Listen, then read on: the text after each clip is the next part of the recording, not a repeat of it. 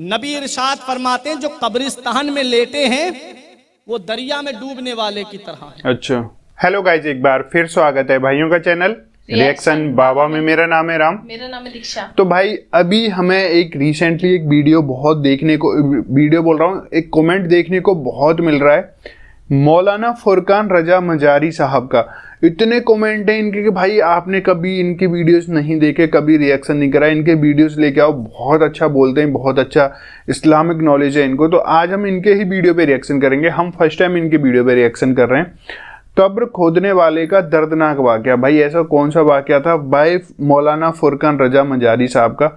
Hopefully आप लोगों को वीडियो पसंद आएगा, वीडियो एंड तक जरूर देखें और अच्छी लगे तो प्लीज इस वीडियो को लाइक करें। और आप चाहते हैं आपको ऐसे रिएक्शन भी मिलते रहें तो प्लीज चैनल को सब्सक्राइब गाइस। आज का रिएक्शन हम स्टार्ट कर लेते हैं बिना किसी देरी के। Let's play. अभी मैं कब्रिस्तान गया था फातिहा पढ़ने के लिए, तो मैंने देखा वहां पर कब्रिस्तान में कोई एक शख्स भी नहीं था जो आकर के अपने अजीज की कब्र पे कुरान की एक आयत ही पढ़ दे। अच्छा, कभी कभी बड़ा अफसोस होता है, सोच करके बड़ा दिल को तकलीफ पहुंचती है कि आज कुरान का इल्म अगर हमारे पास हो, आज हमारे पास में हर काम के लिए वक्त है, लेकिन वो कब्रिस्तान में लेटे हैं, उनके पास जाने के लिए हमारे पास वक्त नहीं। अब मैं एक हदीस सुनाता हूं आपको। मदीने वाले मुस्तफ़ा ने फरमाया फल मय्यतु फिल कब्र इल्ला कल गरीक़िल मुतगव्विस यंतज़िरूना दावतन तलहक़ुहु मिन अबिन औ उम्मिन औ अखिन औ सदीक़िन। नबी इरशाद फरमाते हैं जो कब्रिस्तान में लेटे हैं वो दरिया में डूबने वाले की तरह है। अच्छा, वो समंदर में डूबने वाले की तरह है। जैसे कोई समंदर में डूब रहा हो, कोई इंतजार करता है मेरा बाप मुझे आके सहारा दे देता, मेरा भाई मुझे हाथ बढ़ा करके बाहर निकाल लेता, मेरा बेटा आके मुझे सहारा दे देता। वो कब्रिस्तान में जो लेटे हैं, कभी उनकी जिंदगी को याद कर लिया करो मेरे अजीजों। वो भी चलते फिरते थे, लेकिन आज वो कब्रिस्तान में लेटे, वो इंतजार कर रहे हैं। हदीस पाक में है फल मय्यतु फिल कब्र, मय्यतें कब्रों में लेटी हुई इंतजार कर रही हैं। किसका इंतजार कर रही हैं? यंतज़िरूना दावतन, क़यामत का दिन, दुआ का इंतजार कर रही हैं। अच्छा, दुआ का। तलहक़ुहु मिन अबिन औ उम्मिन औ अखिन औ सदीक़िन।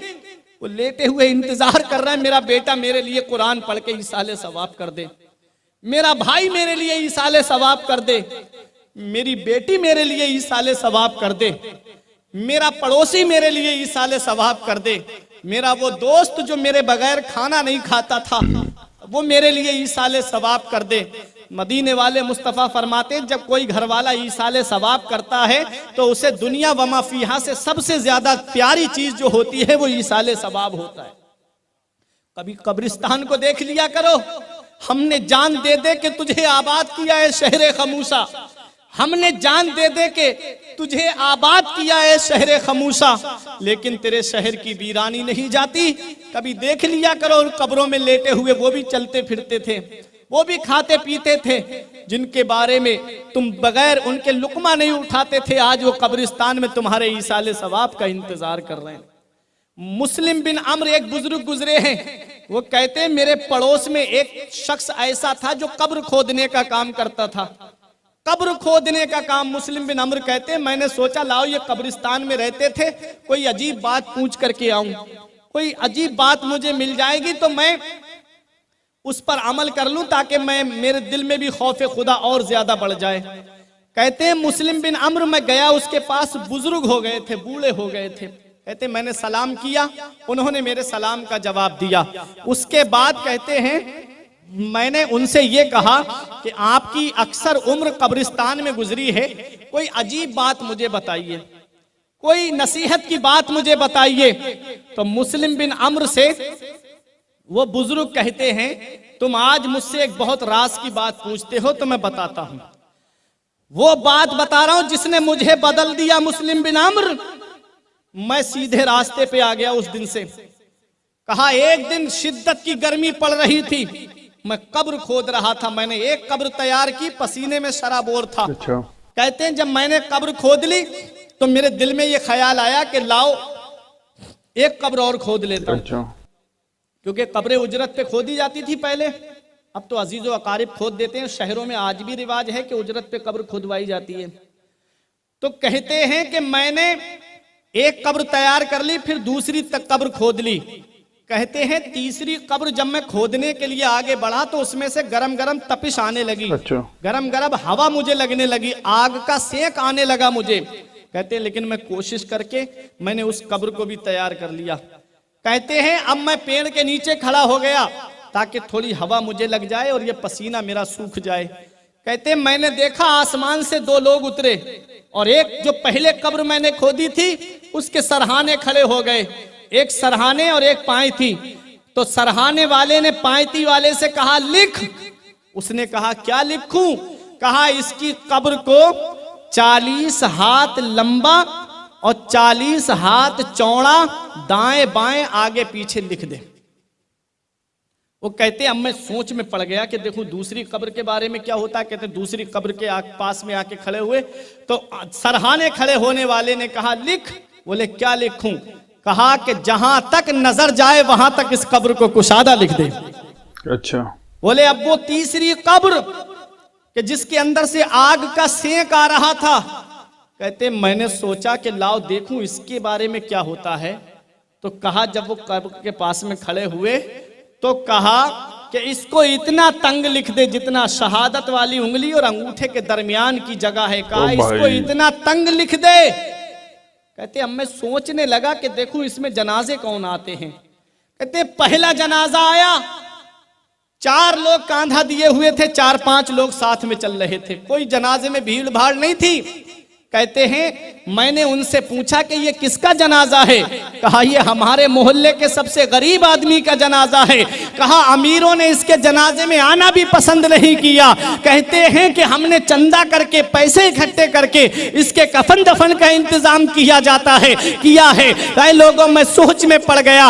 हजरात आज अमीरों के जनाजे में देखो तो भीड़ भाड़ नजर आती है, गरीबों के जनाजे में कोई जाना पसंद नहीं करता। मुस्लिम बिन अम्र से वो बुजुर्ग कहते हैं मैंने पूछा कि इसका हाल कैसा था। कहा यह गरीब तो जरूर था लेकिन नबी की शरीयत पे अमल करने वाला था। जब लोग घरों में बैठते थे ये मस्जिद में जाकर के अपने रब की इबादत करने वाला था। ये गरीब जरूर था लेकिन इसके घर में शरीयत का माहौल था। कहते हैं मुस्लिम बिन अम्र मुझे पैसे, मैंने कहा मुझे पैसे नहीं चाहिए, मैं इसकी उजरत नहीं लूंगा, मुझे भी इसके सवाब में शरीक कर लो। कहते हैं अब दूसरा जनाजा आया, उसमें सिर्फ 4 ही लोग थे जो जनाजे को कांधा दिए हुए थे। कहते हैं मैंने पूछा ये किसका जनाजा है। कहा ये कोई मुसाफिर है जो हालत सफर में मर गया है। कहते हैं कि ये मुसाफिर जरूर है लेकिन इसका हाल मैंने देख लिया है, इसका मर्तबा मैंने देख लिया है। यही वो शख्स है जिसकी नजर को जिसकी कब्र को ताहद्दे नजर कुशादा लिख दिया गया है। अल्लाह अकबर। सगा भतीजा, सगा भांजा, सगा भाई अगर गरीब है तो पड़ोसी बता रहे हैं लोग। पता लगाओ ये मैयत किसी अमीर की होगी जो दौड़ दौड़ के कांधा लगा रहे हैं लोग। आज हाल ऐसा बन गया है। मदीने वाले मुस्तफा ने इरशाद फरमाया मोमिन के मोमिन पर 5 हक हैं। वो हक अदा करे अपने मोमिन भाई का। जब वो सलाम करे तो उसके सलाम का जवाब दे, जब वो मुसाफा करे तो उसके साथ में मुसाफा करे, जब वो बीमार हो जाए तो उसे देखने के लिए जाए और जब उसका इंतकाल हो जाए तो वो उसके जनाजे में शरीक हो और जब उसे छींक आए तो उसकी छींक का जवाब दे। ये मुसलमान के मुसलमान पे 5 हक है। जब वो सलाम करे तो कितना भी बड़ा दुश्मन क्यों ना हो सलाम का जवाब दे। अगर उसे छींक आए तो फौरन छींक का जवाब दे। वो कहे अल्हम्दुलिल्लाह तो कहे यरहमुकल्लाह। और जब वो बीमार हो तो उसे देखने जाए, उसका इंतकाल हो जाए तो उसके जनाजे में शामिल हो। जनाजे में शामिल हुआ करो। इससे 2 फायदे। अगर जनाजा मुर्दा बख्शा हुआ है तो नमाज जनाजा पढ़ने वाले को अल्लाह ताला बख्श देता है। और अगर मैयत गुनाहगार है और नमाज जनाजा पढ़ने वालों में कोई नेक है, परहेजगार है तो अल्लाह उसके सदक़े में उस मैयत की मग़फ़िरत फरमा देता है। इसलिए जनाजों में शामिल हुआ करो, मैयतों में जाया करो। अगर अपने अहले सुन्नत वल जमात सुन्नी सहीउल अकीदा मुसलमान का इंतकाल हुआ है तो हजरात, तो मुस्लिम बिन अम्र से वो बुजुर्ग कहते हैं कि दूसरी मैयत जो आई उसमें 4 ही लोग थे। वो मुसाफिर था। कहा मुसाफिर नहीं, ये अल्लाह का कोई वली था जो हालत सफर में इंतकाल कर गया। कहते तीसरी कब्र जिसके अंदर से आग की तपिश आ रही थी, आग का सेक आ रहा था। मेरी माँ बहनें बैठी हैं, सुने और एक पैगाम लेकर के जाएं। कहते हैं एक जनाजा ऐसा आया कि लोग भीड़ भाड़ इतनी ज्यादा और ऊपर फूलों से लदी हुई मैयत। कहते हैं लोग दौड़ दौड़ के कांधा लगा रहे थे, 2 कदम नहीं चलने देते जब तक दूसरा मैयत को कांधा देता। कहते मैं आगे बढ़ा, मैंने एक का हाथ पकड़ के कहा ये किसका जनाजा है जो इतनी भीड़ भाड़ है?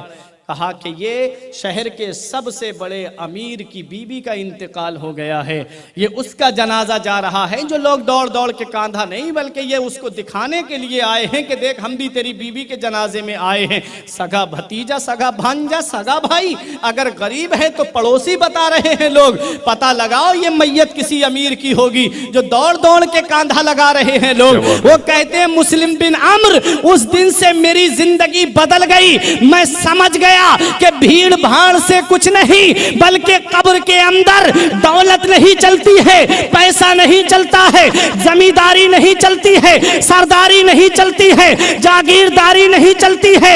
ये कब्रिस्तान वो जगह है जहां पर जमींदारी नहीं चलती है बल्कि मदीने वाले मुस्तफा की शरीयत चलती है। यहां पर अगर कुछ चलता है तो नबी की शरीयत चलती है। इसलिए ऐ मुस्लिम बिन अम्र, उस दिन से मुझे समझ में आ गया कि ये कब्रिस्तान वो जगह है जहां पर इंसाफ किया जाता है। अगर दुनिया में नबी की शरीयत पे अमल करते रहे हो तो कब्र में उसका सवाब तुम्हें मिलेगा, और दुनिया में नबी की शरीयत का तुमने मजाक उड़ाया है तो उसकी सजा कब्र के अंदर भुगतनी पड़ेगी। अंधेरा घर, अकेली जान, दम घुटता दिल उकताता, खुदा को याद कर प्यारे, वो साथ आने वाली है। पढ़ के तू कुरान को अब जमा कर ले कुछ सवाब, कब्र पर फिर कौन आए। फातिहा के वास्ते काम दोजक के किए, जन्नत का है उम्मीदवार, कसरे जन्नत तो बना है पारसा के वास्ते। मेरे अजीजों, उस कब्रिस्तान की तैयारी कर लो, एक दिन उसमें जाना है। जो औलाद दुनिया में तुम्हारे काम नहीं आती, जो आज दुनिया में तुम्हारा कहना नहीं मानती, जो मोबाइल में, फेसबुक पे, टीवी के सामने बैठी रहती है, तुम कैसे उम्मीद कर सकते हो कि वो कब्र पे जाकर के तुम्हारी कुरान पढ़ देगी? इसलिए पढ़ लो कुरान, ये दुनिया बहुत जल्द छूटने वाली है। अभी तुमने नहीं देखा 2 साल पहले, 1.5 साल पहले ये कोरोना काल में जो पहली लहर में बच गए वो दूसरी में निकल गए, जो दूसरी में बच गए वो सोच रहे हैं कि हम तो बच गए, लेकिन पता नहीं वो मेरे रब का अजाब कब हमारे ऊपर नाजिल हो जाए। आज हमारे अमाल ऐसे, हमने देखा हमारे यहाँ बरेली शरीफ में एक मोहल्ला हाजी साहब ऐसा जिसमें एक दिन में 18 जनाजे उठे। दूसरी लहर में एक दिन में 18 जनाजे। कब्र खोदने वाला कब्रिस्तान छोड़ के भाग गया। इन अचानक आने वाली मौतों से इबरत हासिल नहीं करते। मैं खुद जब मदरसा पढ़ाने आ रहा था तो हाईवे पे मैंने खुद देखा कि लड़की वाले उसे देख के चले गए थे, लड़के के घर वाले जो है वो देखने जा रहे थे लड़की को। वो जा रहा था एटीएम से पैसे निकालने के लिए, हाईवे पे गाड़ी तेज दौड़ाता हुआ, लीटें लगी हुई थी कान में, और जब एक साइड से काम चल रहा था, दूसरी साइड से ट्रैफिक चल रहा था, उसने ओवरटेक किया, सामने से ट्रक आ रहा था। जब टक्कर हुई तो उसके गर्दन से ऊपर का हिस्सा बिल्कुल खत्म हो गया, आंख की पुतलियां रोड पे टहल रही थी। कभी अचानक आने वाली मौतों से इबरत हासिल नहीं करते, पता नहीं ये दुनिया कब छोड़ के जाना पड़ जाए। मेरे अजीजों, आज ऐसे ऐसे कुफरिया गाने चल रहे हैं। मदीने वाले मुस्तफ़ा ने फरमाया, रियाजुस सालिहीन के अंदर भी ये हदीस पाक मैंने पढ़ी कि एक वक्त ऐसा आएगा मेरी उम्मत पे कि सुबह को बंदा मोमिन होगा तो शाम को काफिर हो जाएगा, शाम को मोमिन होगा तो सुबह को काफिर हो जाएगा। ऐसे ऐसे कुफरिया गाने चल रहे हैं कि मेरे रब की शान में गुस्ताखी, मेरे नबी की शान में गुस्ताखी। ऐसे कुफरिया गाने सुन करके मेरा कौम का भाई ईयरफोन लगाए, ब्लूटूथ कान में लगा करके रोड पे, गालियों में, गाड़ियों पे गाने सुनता हुआ नजर आता है। मैं एक बात आपसे ये पूछना चाहता हूं मेरे नौजवानों, अगर अचानक से मौत आ गई और गाने सुनते हुए इस दुनिया से चले गए तो बताओ कौन है तुम्हारे जो काम आएगा? बताओ कौन है जो तुम्हारी सपोर्ट करेगा? हज़रात गिरामी, मदीने वाले मुस्तफ़ा ऐसे लोगों से चेहरा फेर लेंगे, और जब कब्र में नबी चेहरा फेर लेंगे तो कौन काम आएगा? यही तो मेरे इमाम ने कहा था कि उनको रहम आए तो आए, वरना वो कड़ी मार है क्या होना है। छुप के लोगों से किए जिसके गुनाह, वो खबरदार है क्या होना है। इसलिए जब भी घर से निकला करो तो सफर की दुआ पढ़ के निकला करो, और जब गाड़ी पे हुआ करो तो कलमा शरीफ पढ़ते रहा करो, जब कलमा शरीफ और दुरूद शरीफ की तिलावत करते रहा करो। पता नहीं ये दुनिया कब छोड़ के जाना पड़ जाए। अरे जब इस दुनिया से हम जा रहे हो तो हमारा ईमान सलामत हो और हम इस दुनिया से जा रहे हो तो कब्र की बहारें हमारे लिए हैं, फिर उकबा के नज़ारे हमारे लिए हैं। ये कब्रिस्तान को याद कर लिया करो। औलाद के माँ बाप के हुकूक में से एक हक ये भी है औलाद के ऊपर कि जब उनका इंतकाल हो जाए तो औलाद माँ बाप के लिए बख्शिश की दुआ करती रहे, उनके लिए मगफिरत की दुआ करती रहे। मदीने वाले मुस्तफ़ा ने इरशाद फरमाया है, अगर बाप या माँ में से किसी का इंतकाल हो जाए तो जुमे के दिन बाप या माँ की कब्र की जियारत कर ले तो गोया ऐसा है जैसा उसने दुनिया में अपने माँ बाप की जियारत की है।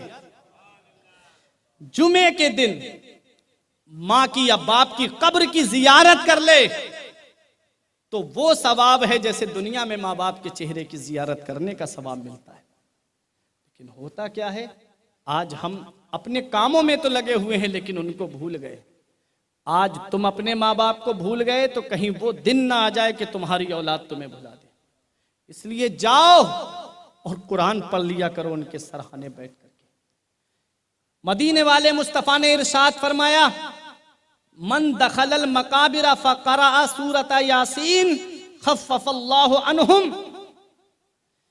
जो कब्रिस्तान जाए और एक मर्तबा सूरह यासीन शरीफ पढ़ दे, कब्रिस्तान जाए और एक मर्तबा सूरह यासीन शरीफ पढ़ दे, खफ़फ़ल्लाहु अन्हुम, तो अल्लाह ताला कब्रिस्तान के मुर्दों के अजाब में तखफीफ कर देता है और पढ़ने वाले को तादाद के बराबर सवाब अता फरमाता है।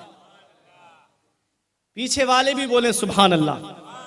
अब आप मुझे बता सकते हो, कोई कितना भी बड़ा कैलकुलेट करने वाला क्यों ना हो, लेकिन वो दावे से मुझे ये बता दे कि मोरवी के कब्रिस्तान में कितने मुर्दे दफन हैं? कोई गिन के बता सकता है? कब से चले आ रहे हैं? कोई नहीं बता पाएगा। और नबी फरमाते हैं जो एक मर्तबा सूरह यासीन शरीफ पढ़ दे तो जितने मुर्दे हैं कब्रिस्तान में उनके अजाब में कमी हो जाती है, तखफीफ हो जाती है। और पढ़ने वाले का फायदा यह है कि तादाद के बराबर अल्लाह उसे सवाब अता फरमाता है। सुभान अल्लाह। अब कोई बदअकीदा ये कहे कि अरे ये मौलाना कह रहे हैं कि एक मर्तबा सूरह यासीन का सवाब इतने लोगों कैसे पहुंच जाता है, तो समझाने के लिए बहुत अच्छा मौका है। व्हाट्सएप पे ग्रुप होता है, उसमें 1000 लोग, 100 लोग, 200 लोग जुड़े होते हैं। एक ही चीज आप भेजते हो, सबके पास पहुंचती है कि नहीं पहुंचती है? पहुंचती है कि नहीं पहुंचती है? तो कितना आज तो समझाने के लिए बहुत सारे तरीके हमारे पास मौजूद हैं। परवरदिगारे आलम कादिर मुतलक है, वो अहकमुल हाकिमीन है। मेरा रब इस बात पे कादिर है कि उस कब्रिस्तान के मुर्दों की तादाद के बराबर हमको सवाब अता फरमाए। अब इतना वक्त नहीं है तुम्हारे पास, क्योंकि आदमी कारोबार से जुड़ा होता है, बिजनेस से जुड़ा होता है, इतना वक्त नहीं है। तो आगे हदीस पाक सुनो। नबी फरमाते हैं, मन दखलल मकाबिरा फक़रा सूरता फातिहा। जो कब्रिस्तान जाए, पूरी हदीस का मफहूम बता दूं, वक्त कम हो रहा है मेरे पास। जो कब्रिस्तान जाए एक मर्तबा सूरह फातिहा और 11 मर्तबा कुल हुवल्लाह शरीफ सूरह इखलास पढ़कर के ईसाले सवाब कर दे तो अल्लाह तबारक व ताला कब्रिस्तान के मुर्दों के अजाब में कमी फरमा देता है। और जितने मुर्दे हैं कब्रिस्तान के अंदर वो सब उसके लिए बख्शिश की दुआ करते हैं। इतना भी वक्त नहीं है तुम्हारे पास। एक और हदीस सुनो। नबी फरमाते हैं जो कब्रिस्तान जाए और 11 मर्तबा सूरह तकासुर पढ़ दे, अल्हाकुमुत तकासुर हत्ता ज़ुरतुमुल मकाबिर, और पढ़ कर के ईसाले सवाब कर दे, उसका सवाब पहुंचा दे, तो कब्रिस्तान के सारे मुर्दे उसके लिए सिफारिश करते हैं और अल्लाह ताला उनके अजाब में कमी फरमा देता है। कितना फायदा है हमारे एक मर्तबा जाने से, हमारे अजीजों को कितना फायदा पहुंचता है, हमारे अजीजों को कितना सवाब मिलता है।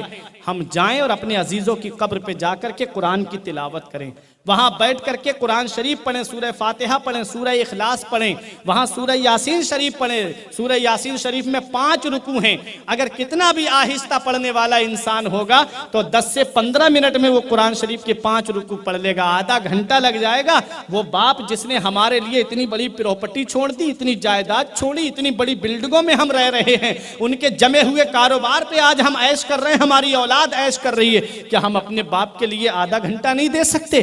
क्या अपनी माँ के लिए जो पूरी रात हमारे सरहाने बैठ करके जागती रही, क्या हम उसके लिए आधा घंटा नहीं निकाल सकते? क्या हम उसके लिए कुरान पढ़ करके इसाले सवाब नहीं कर सकते? याद रखो मेरे अजीजों, ये वालिदैन का हक है औलाद के ऊपर के अगर उनका इंतकाल हो जाए तो औलाद वालिदैन के लिए इसाले सवाब करती रहे। तो ये एक पैगाम है। उस्मान गनी रजी अल्लाह ताला अन्हु जब भी कब्रिस्तान से गुजरते तो वहीं खड़े हो जाते और रोते, इतना रोते कि दाढ़ी आंसुओं से तर हो जाती। कब्रिस्तान की बात आई थी इसीलिए मैंने ये जिक्र किया था। इतना रोते कि आंसुओं से दाढ़ी भीग जाती, आंसू जमीन पे टपकने लगते।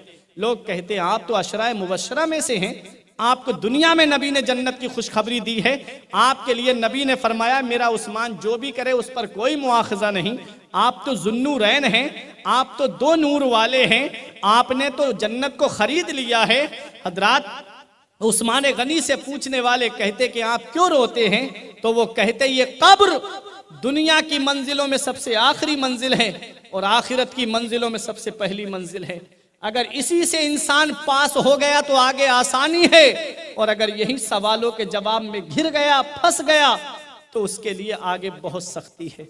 हमारे बुजुर्गों को देखो, हमारे अकाबिर को देखो, वो कब्र को याद करके रातों रात रोया करते थे। जिन्हें दुनिया में नबी ने जन्नत की बशारत दी वो कब्र को याद करके रोते हैं। और हम कब्र की काली कोठरी को भूल गए, हमने कब्र को फरामोश कर दिया।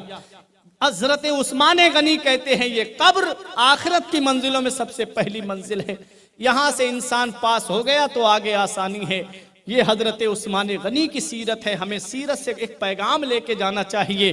क्या पैगाम मिला उस्मान गनी की सीरत से? कि हमें कुरान की तालीम हासिल करनी चाहिए, अपनी औलाद को कुरान की तालीम देनी चाहिए। और उस्मान गनी की सीरत से हमें ये मिला कि हमें शर्म व हया का पैकर बन करके रहना चाहिए। उस्मान गनी की सीरत से हमें ये मिला कि कब्रिस्तान जाया करो और उस कब्रिस्तान जा करके कब्र वालों के लिए इसाले सवाब किया करो, अपने अजीजों के लिए सवाब किया करो, और वहां पहुंच करके याद किया करो कि ये कब्र है, एक दिन हमें इसके नीचे आना है और हमें वहां हर अपने आमाल का हिसाब देना है।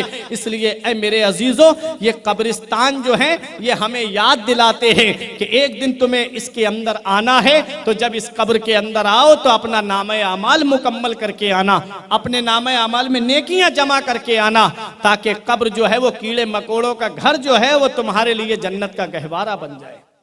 अपने अजीजों के लिए इसाले सवाब किया करो, कुरान पढ़ करके उनके लिए इसाले सवाब किया करो। अपनी औलाद को तालीम दो कुरान की, मदरसों का रुख कराओ। अगर सुबह से बच्चे स्कूल जाते हैं, कॉलेज जाते हैं, तो दोपहर में जब पढ़ के आ जाते हैं तो 1 घंटा निकालो, इमाम साहब के पास भेजो, कहो कि मेरे भाई क्या ये दर्दनाक है वाकया सही में कब्र खोदने वाले बंदे का। जिस तरीके के उन्होंने बताया 3 तरीके की कब्र खोदी थी। ऊपर से कोई फरिश्ते आए थे, वो फिर उसका कैलकुलेशन कर रहे थे उस कब्र का कि इसमें 40-40 हाथ का लंबाई, 40 हाथ की चौड़ाई, मतलब आदमी जो भी इसके अंदर आएगा वो रिलैक्स होके आराम से सो सके। दूसरा, इतनी लंबी कब्र खोदी, इतनी लंबी बनाई उस पूरा। तीसरा, आप लोगों ने पता ही है भाई, जो कि इबादत नहीं करता उनके लिए भाई बड़ी इंटरेस्टिंग है वीडियो। हमने फर्स्ट टाइम इनकी ऐसी वीडियो पे रिएक्शन करा है। होपफुली आप लोगों को पसंद आए होगा। पसंद आए तो प्लीज इस वीडियो को लाइक, और आप चाहते हैं आपको ऐसे रिएक्शन भी मिलते रहें तो प्लीज चैनल को सब्सक्राइब। गाइस आज के रिएक्शन में बस इतना ही, मिलेंगे नेक्स्ट किसी रिएक्शन में। तब तक के लिए thank you so much for watching. Bye bye guys, see you guys, take care guys.